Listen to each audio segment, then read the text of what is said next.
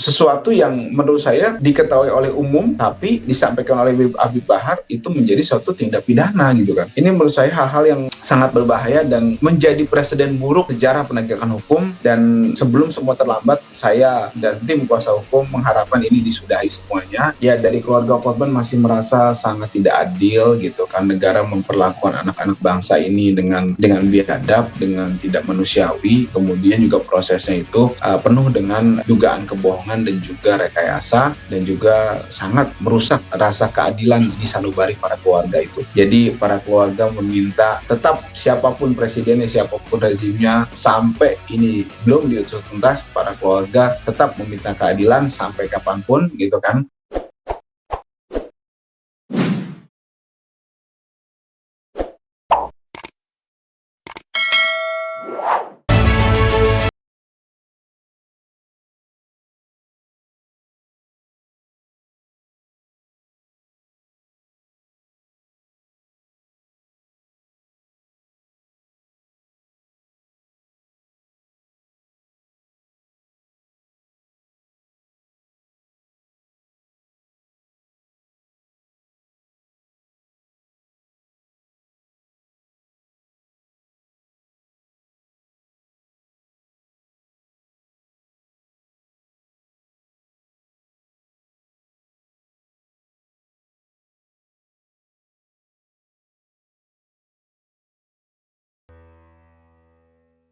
Baik, terima kasih. Bismillahirrahmanirrahim. Asyhadu an la ilaha illallah wa asyhadu anna Muhammadan abduhu wa rasulullah nabiyya ba'dah.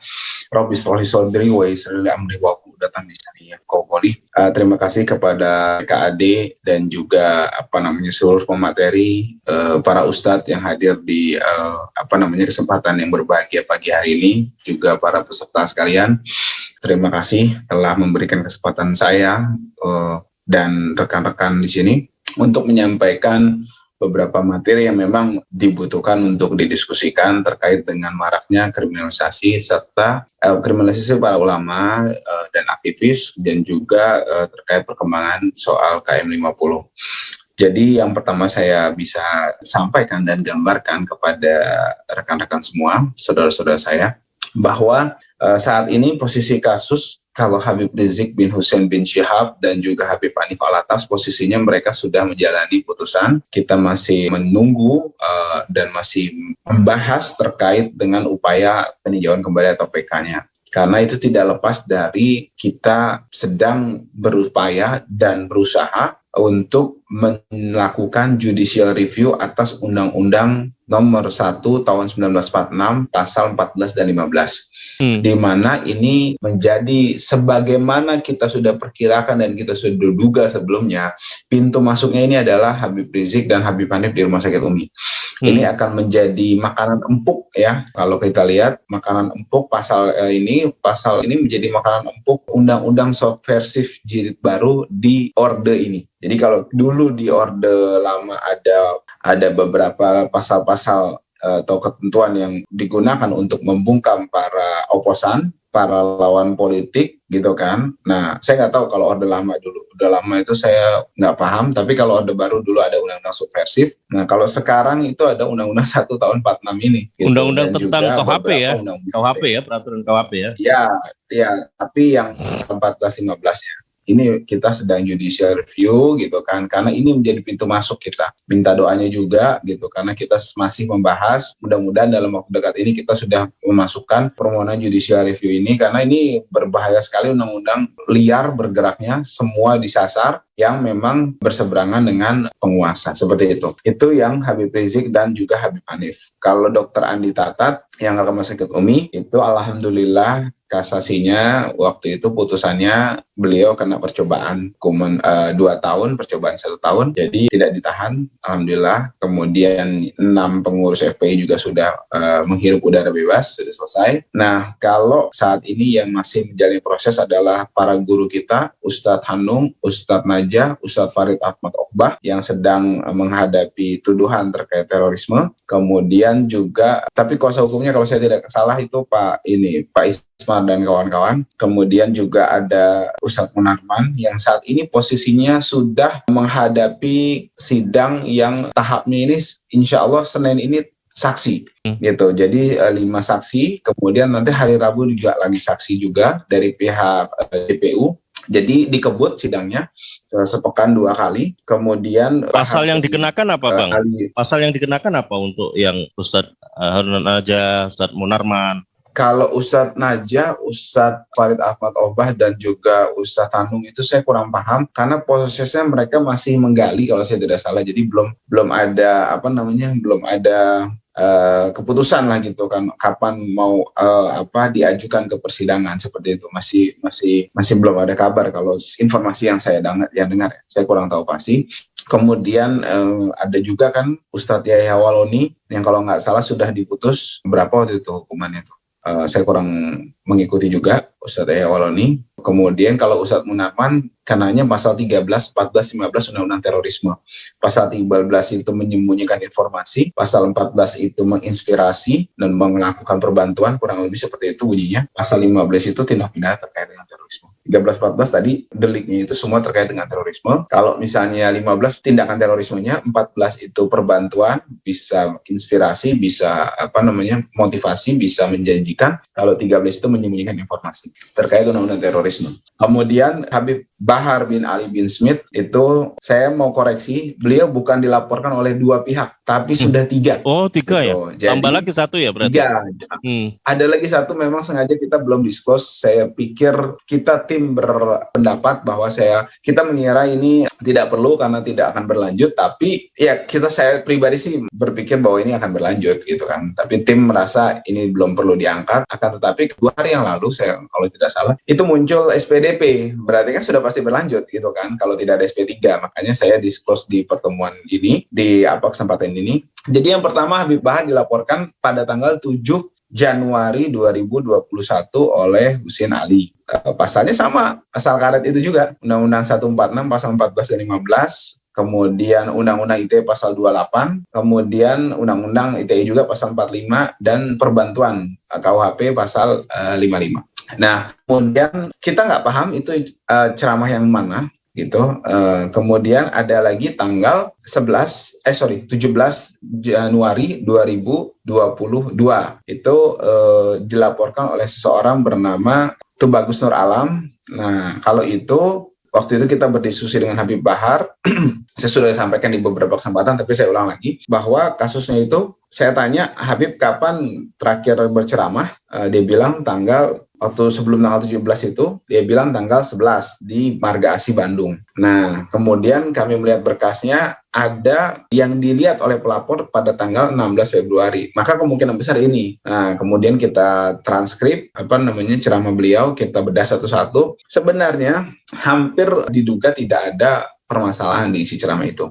Habib Bahar luar biasa, meskipun beliau keras, meskipun beliau tegas dalam beramar ma'ruf nahi munkar, akan tetapi sekarang jauh lebih bijak lah gitu kan. Dan sayangnya ini malah ditangkap sebagai upaya yang tidak baik oleh pihak-pihak tertentu gitu. Padahal beliau luar biasa sudah mengontrol, tidak menyerang pribadi gitu kan. Nah, tetapi tetap namanya sudah ditarget, diduga kan. Jadi tetap saja masuk ngalah seperti itu. Terkait ceramah beliau di Marga Asih Bandung itu.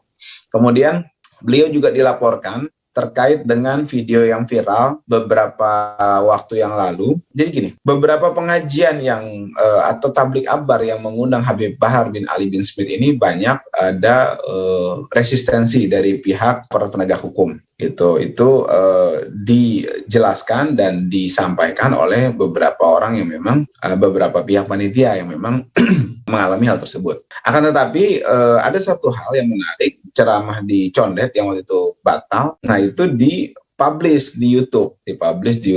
Di situ ada statement Habib Bahar dan juga ada statement panitia terkait dengan ada penghadangan massa yang akan datang ke tablik akbar tersebut. Nah, itu dituduh sebagai suatu kebohongan, gitu kan? Dituduh sebagai kebohongan. Habib juga kelihatannya itu ya, yang Habib juga itu yang diajak ngomong itu ya sama Habib Bahar bin Smith itu ya? Iya, ada Habib Bahar juga seperti itu. Jadi Habib Bahar di-shoot oleh video, menyatakan 1-2 kata, udah kemudian itu dipermasalahkan gitu di Polres Jakarta Timur. Dan luar biasanya tempo hari pihak Polres mendatangi Mapolda Jawa Barat gitu kan untuk melakukan pemeriksaan terhadap Habib Bahar, yang alhamdulillah ditolak oleh Habib Bahar dengan alasan sedang fokus ke permasalahan di Polda Jawa Barat yang memang sudah berjalan atas limpahan perkara di Polda Metro Jaya tertanggal 17 Januari 2021.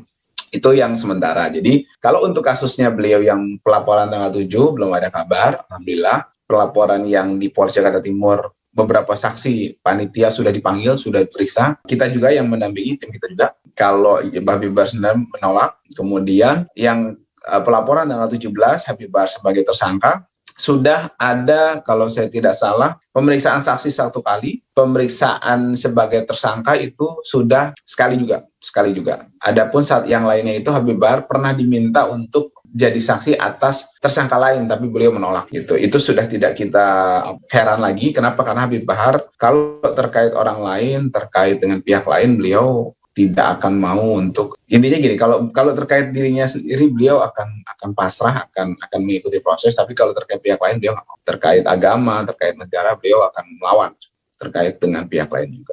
Alhamdulillah seperti itu perkembangannya. Kemudian kalau soal Gus Nur mungkin nanti Ustadz Ahmad Kozinuddin lebih kompeten untuk menjelaskan terkait dengan kriminalisasi ulama ini. Ada Gus Nur juga yang ada kasus lagi. Kemudian tadi yang nomor 2, nomor 3 apa Ustadz? Kalau saya jadi kan kasus HBS ini, aduan kasus HBS ini akhirnya kan menguak KM 50. Seperti apa sebetulnya terkait dengan KM 50 sekarang ini? Kasusnya adakah fakta-fakta yang bisa dikuak yang belum diekspos selama ini?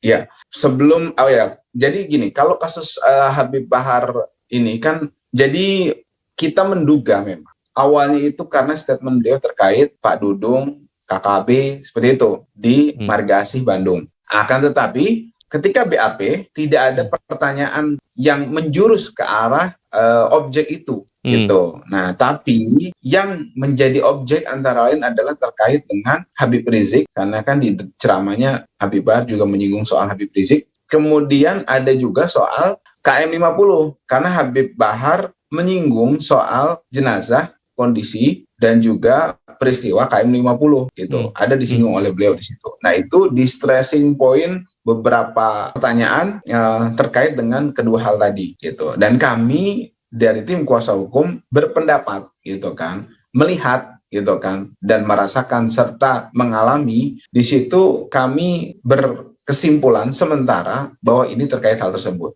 ya, meskipun belum ada statement resmi dari pihak kepolisian. Ini juga diperkuat oleh pernyataan dari kuasa hukum terdakwa KM 50. Tempo hari mengatakan di acara satu acara yang dipandu oleh Pak Kani Ilyas. Gitu. Nah, beberapa waktu yang lalu itu dikatakan bahwa statement Habib Bahar terkait dengan kondisi jenazah itu mengandung unsur kebohongan.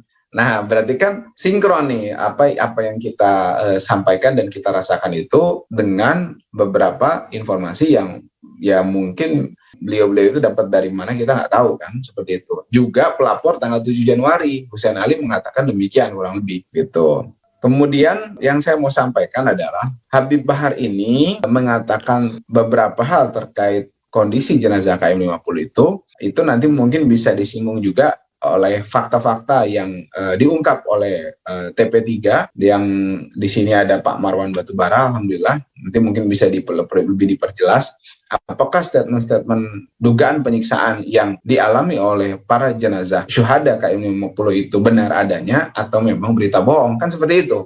Tinggal kita sinkronkan saja gitu kan. Kalau saya pribadi melihat waktu itu sebagai kuasa hukum dari keluarga syuhada KM 50, saya adalah orang pertama yang melihat jenazah itu dari kuasa hukum ya dari 6 syuhada. Jenazah pertama Andi Oktiawan itu saya melihat bersama keluarganya. Begitu juga ketika proses memandikan, di situ saya ada. Memandikan di Petamburan ya. Nah, artinya saya memang melihat beberapa kejanggalan yang itu juga diamini oleh pihak keluarga, di mana akhirnya pihak keluarga juga menyatakan beberapa pendapat gitu kan di beberapa kesempatan karena hasil penglihatan mereka sendiri waktu memandikan jenazah dan menyaksikan ketika jenazah itu dibuka setelah diotopsi di Rumah Sakit Polri. Seperti itu. Lalu, apakah itu bisa dikatakan sebagai dugaan kriminalisasi? Ya tentu saja. Sekarang kalau misalnya kita bicara, sederhana saja Ustaz, saya mau membuka mata kita, jadi kita bilang, oh memang Habib Bahar itu salah, segala macam, memang mengatakan tidak benar. Nah, kita harus memandang hukum itu equality before the law, artinya semua itu sama di hadapan hukum. Saya mempunyai beberapa fakta, ada pejabat yang mengatakan bahwa beberapa waktu yang lalu, yang mengatakan bahwa ivermectin itu obat untuk COVID-19 yang sudah mendapat izin dari BPOM. Itu pernyataan yang ternyata dibantah oleh BPOM, gitu kan.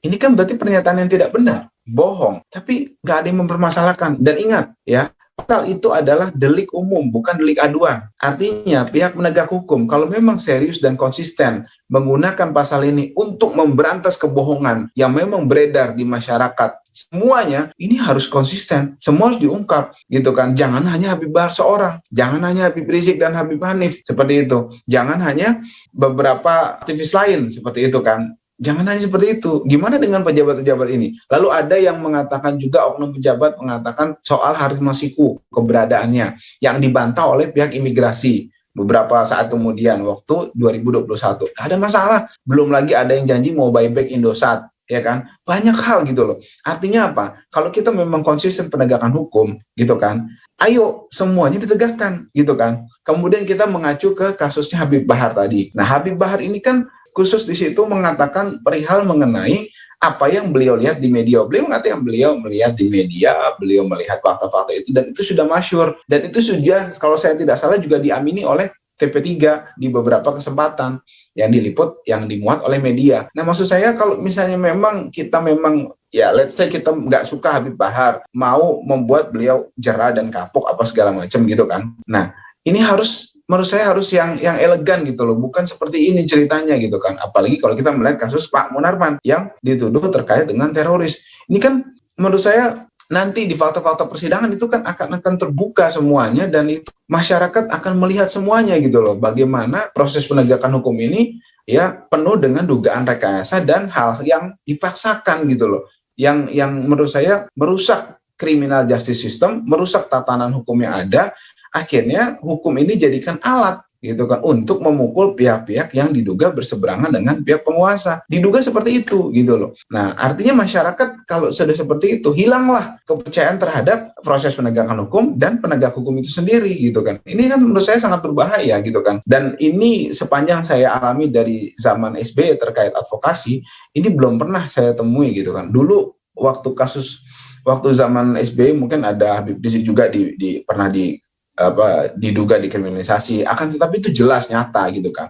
Kemudian misalnya waktu awal-awal Pak Jokowi terkait dengan kasus DPRD kerusuhan, di situ kan memang adalah fakta-fakta yang memang membuat mereka itu harus melalui proses hukum. Ini kan menurut saya kalau Habib Bahar kasus sebelumnya dipidana terkait kekerasan, oke lah, itu fakta ada. Ini kan menurut saya berbahaya sekali gitu, menggunakan pasal-pasal Undang-Undang pasal 14 dan 15 Undang-Undang 1 tahun 46 ini gitu kan. Dengan hal-hal yang menurut saya sudah tidak equality before the law. Yang kedua, sesuatu yang menurut saya diketahui oleh umum gitu kan, tapi disampaikan oleh Habib Bahar itu menjadi suatu tindak pidana gitu kan. Ini menurut saya hal-hal yang sangat berbahaya dan menjadi presiden buruk sejarah penegakan hukum. Dan sebelum semua terlambat, saya dan tim kuasa hukum mengharapkan ini disudahi semuanya gitu kan, karena ini akan mencoreng-moreng wajah penegakan hukum di zaman ini seperti itu kan. Itu yang menurut saya harus diantisipasi oleh rezim ini supaya mempunyai kredibilitas dalam penegakan hukum itu sendiri gitu kan. Kemudian soal KM 50 seperti sudah saya sampaikan bahwa kita jelas menolak. Bagaimana bisa itu dalam fakta-fakta yang disampaikan oleh Komnas HAM dan oleh TP3 itu kan jelas kan, apa iya pelakunya cuma 3 gitu kan. Nah, itu udah jelas ada surat perintah. 1 mati. Satu mati kan, tapi tidak jelas konfirmasi meninggalnya begitu ya. Iya, ada surat perintah gitu kan. Ini kan menurut saya orang-orang kan jadi menduga ini hanya dikorbankan. Ada suatu perintah, kemudian di situ ada miss. Kan kalau misalnya kita mau melihat itu sebagai suatu rangkaian, ya sekarang perintahnya untuk apa? Untuk surveillance. Kemudian ada pelanggaran. Siapa yang anak buahnya yang bertanggung jawab sendiri, gitu kan? Atasannya bagaimana, gitu kan? Nah, kemudian dari pengeluaran surat itu, apakah memenuhi syarat, gitu kan? Nah, apakah memenuhi syarat seseorang yang masih ya saksi diikuti, kemudian ada tim yang terus membuntuti dan juga memantau saksi itu dan keluarganya. Ini kan menurut saya berlebihan. Akhirnya setelah itu ada ekses negatif, yaitu yang memilukan ini, gitu kan, kasus KM 50 ini. Ya ini kan bagian yang terpisahkan dari rangkaian itu, gitu kan. Nah, kemudian dikorbankan, tanda petik diduga 2 orang itu yang 3, 1 akhirnya meninggal kan katanya informasinya. Nah, ini tentu saja siapapun menurut saya yang waras, gitu kan, yang melihat kasus ini secara jernih itu tidak bisa menerima, gitu kan. Itu tentu saja itu sangat naif, gitu kan. Belum lagi di situ ada unlawful killing kan, ada pelanggaran HAM, gitu kan, yang memang harus diusut tuntas bagaimana pelanggaran bisa HAM berat, Bang.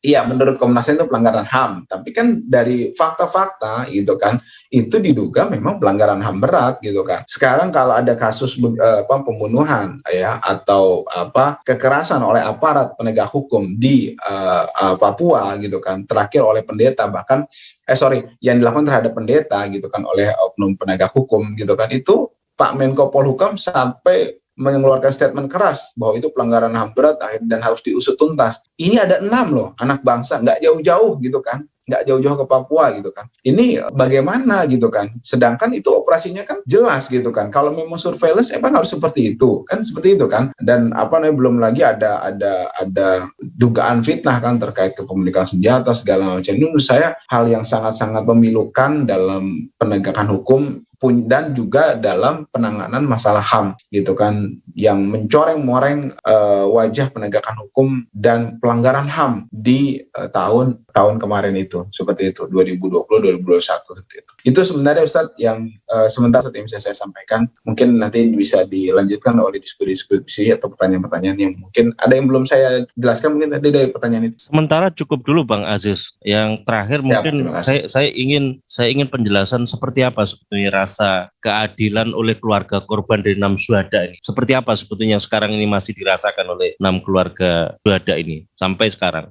Ya, dari keluarga korban masih merasa sangat tidak adil, gitu kan. Negara memperlakukan anak-anak bangsa ini dengan biadab, dengan tidak manusiawi, gitu kan. Kemudian juga prosesnya itu penuh dengan dugaan kebohongan dan juga rekayasa, dan juga sangat merusak rasa keadilan di sanubari para keluarga itu. Jadi para keluarga meminta tetap siapapun presidennya, siapapun rezimnya, sampai ini belum diusut tuntas, para keluarga tetap meminta keadilan sampai kapanpun, gitu kan. Justru para keluarga di sisi lain bahagia dengan keberadaan para syuhada ini. Mereka merasa sangat bahagia, gitu kan, bisa menjadi keluarga dari orang-orang yang dibunuh di Allah, insya Allah, amin. Nah, tapi di sisi proses tanggung jawabnya ini, mereka tetap meminta keadilan dan menagih para pelaku dan yang terlibat di dalamnya untuk bertanggung jawab dunia dan akhirat. Dan menurut saya hal ini sangat berbahaya loh. Sangat berbahaya, dan ini tidak bisa diselesaikan dengan materi, dengan hal-hal dunia, kecuali pengakuan dan permintaan maaf yang tulus, gitu kan. Dan sebelum semua terlambat, karena kan mereka pelaku-pelaku ini punya keluarga, gitu kan. Dan yang sangat ironi kalau mereka merasa ini di atas kebenaran, gitu loh. Ini kan luar biasa. Bagaimana bisa seseorang melakukan kekerasan bahkan pembunuhan terhadap anak-anak bangsa yang melakukan pengawalan terhadap gurunya sebagai saksi di perkara prokes, gitu kan. Nah, ini diperlakukan sedemikian rupa, gitu kan, bahkan sampai mengorbankan nyawanya, gitu kan. Nah, akan tetapi prosesnya itu pelaku itu merasa di atas jalan yang benar, gitu loh. Ini kan berbahaya sekali, gitu kan. Yeah. Nah, ketika nanti sebelum terlambat, gitu kan, mereka mau meminta keredoan, gitu kan, entah mungkin sudah meninggal juga ya pihak keluarganya, atau mereka nyawanya dicabut duluan, gitu kan sudah terlambat. Saya yakin mereka ini, para pelaku ini, beragama, minimal punya keyakinan yang diakui oleh Republik Indonesia ini, gitu kan. Kemudian juga mereka lahir, hidup, dan nanti mau mati dengan agama juga. Mereka menikah juga, dengan ajaran agama pastinya kan. Kemudian mereka punya anak, anaknya juga dibesarkan dengan ajaran agama gitu kan. Dan agama itu diyakini oleh mereka menyelamatkan mereka di akhirat gitu kan, dan di dunia juga tentunya. Nah kemudian alangkah terbelalaknya mereka itu ternyata ya mereka menafikan yang memang diminta oleh tanggung jawab terkait dengan kelakuan mereka itu secara agama kan. Ya di dunia mereka melakukan pembunuhan itu, terlibat di pembunuhan itu, ya melakukan kontribusi dalam pembunuhan itu, kemudian mereka diminta tanggung jawab di akhirat. Artinya mereka tahu sebenarnya agama gitu kan, dan meyakini bahwa setiap tindakan itu ada tanggung jawabnya nanti di akhirat gitu kan. Kemudian bagaimana bisa mereka merasa berada di atas jalan yang benar gitu loh. Nah bagaimana ini, apakah mereka nggak takut nanti di sana gitu? Kalau dibilang nggak berangkat, enggak lah, mereka pasti menikah, mereka pasti punya anak, itu mereka pasti ntar mati juga pasti minta sesuai agama mereka yang yakini ya, apakah Islam, apakah Kristen atau sebagainya. Kemudian mereka bertemu dengan Sang Pencipta nanti gitu kan. Bagaimana tanggung jawabnya? Sedangkan nyawa menurut ulama, menurut Sufyan Ats-Tsauri kalau saya tidak salah, engkau datang ke kepada Allah dengan membawa ribuan dosa, itu jauh lebih baik dibandingkan engkau membawa satu dosa terhadap sesama hambanya kan begitu. Ini ada 6 syuhada dan 6 keluarga korban yang dizolimi, yang tidak mendapatkan perlakuan adil. Ayolah, maksud saya, kita sadarkan mereka-mereka ini gitu kan, melalui acara-acara ini dan melalui menyuarakan kebenaran gitu kan, supaya mereka ini sadar. Wa tawassaw bil haqq wa tawassaw bis sabr, beramar ma'ruf nahi munkar. Demikian Ustaz.